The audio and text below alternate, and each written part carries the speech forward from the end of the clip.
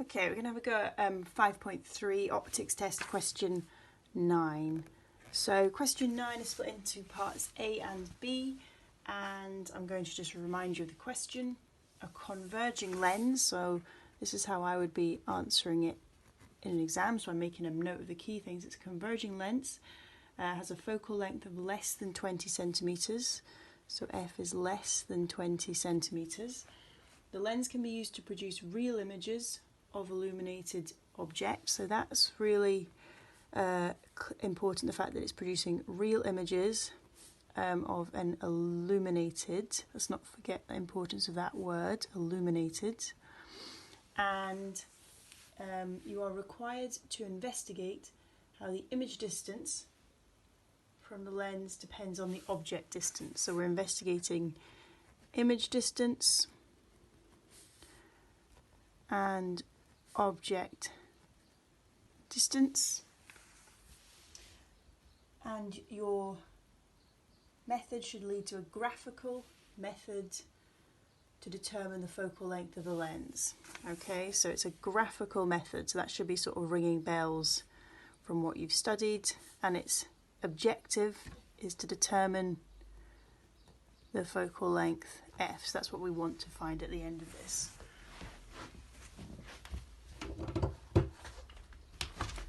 So it's a 4-mark question.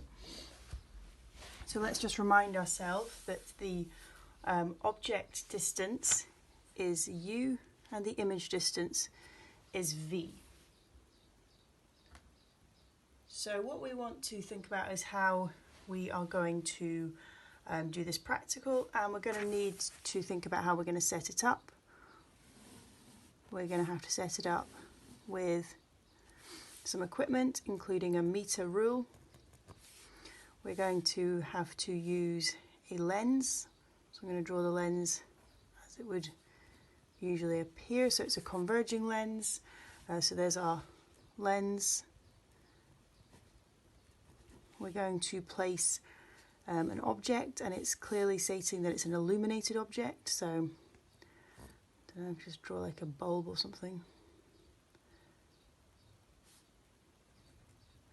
Illuminated object, and then lastly we need some sort of screen for us to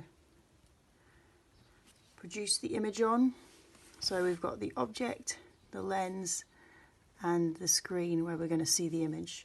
So in terms of thinking about measurements, the distance from the object to the lens is what we call the object distance, so that's u. The distance from the lens to the screen is what we call the image distance, so that is v. So in terms of marking, that would be our first mark. So diagram with illuminated object, lens, meter, screen, and meter rule. So that's mark 1. So how are we going to obtain data to produce a graphical method? So a graphical method is to produce a graph. Remember, when we're producing a graph, we need to have, and you do see differences in mark screens, but I always say at least 6 points to be able to plot a graph with and draw a line of best fit. So let's adjust the position of the lens. We should say we must get a clear image on the screen. So this must be clear. Okay, so the lens position must be set so that the image is clear. Now what we're going to do to obtain those further 5 points to plot on the graph is we are going to repeat these measurements by adjusting the position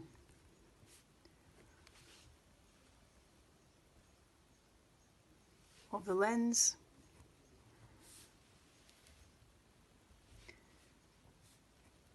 to obtain at least 5 further measurements of u and v. So notice that question part A, which is what we're answering here, is just about how we would obtain the data. describe how you would obtain the data. So that's what we've done here, okay? So in terms of marking, you need to stress that the image is clear, so that's mark 2, and you can write that out as a sentence. For recording U and V from the diagram, and again you can write that out clearly, mark 3, and then repeating to obtain at least, now the mark scheme says 4, you'll see, but I think it's good to always just work with the number 6. You want 6 sets of points to be able to plot, so that's why I've said a further 5, because you'll never be criticised for having slightly too many. Not a ridiculous number, but slightly too many, and that's mark 4. Okay, so that's how you'd obtain the data. Right, so for part B, we're asked, explain how you would use your results to determine a value for the focal length of the lens. So let's try and do it just under here. So part B, how we would use these results. Let's just think about what we've obtained. If we were to do this experiment, we'd have got 6 values for U and V that we would have recorded, and we're going to plot them. Now, we know that the relationship between U and V is given by this formula. Okay, now on page 180 of your textbook, it goes through the recommended what to plot on the X and the Y axis. But from looking at your answers, I would just like you to sort of make this clearer. So if we are going to plot on the Y-axis 1 over V, and on the X-axis 1 over U, like so, we need to rearrange this equation to be in the format of a straight line. So 1 over V, I'm going to take the 1 over U to the other side, like so. Keep remembering y equals mx plus c, so I'm going to change the order.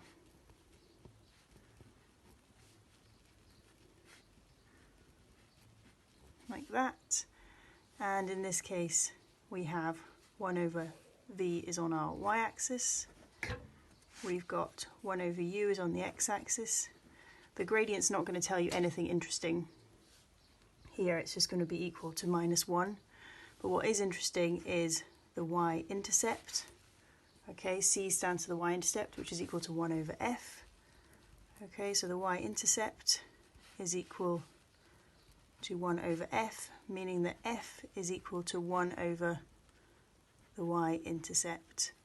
Now, although most of you have got to here, it's this that is being rushed. Okay, I want you to show this more clearly. I want you to rearrange it to be in the format of a straight line, y equals mx plus c, and then clearly link the terms together, like I've done there, to show you clearly understand why the focal length is equal to 1 over the y-intercept.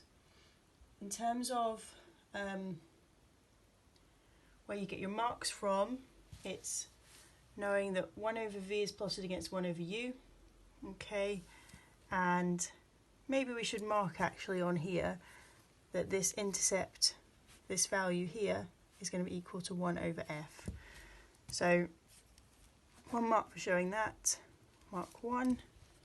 Lens compared with the equation of a straight line, so that's clearly evident here, okay. Oops, mark 2. And then lastly, f is equal to 1 over the y-intercept here. So I think a lot of you have breezed over mark 2. Okay, we need to make that more clear.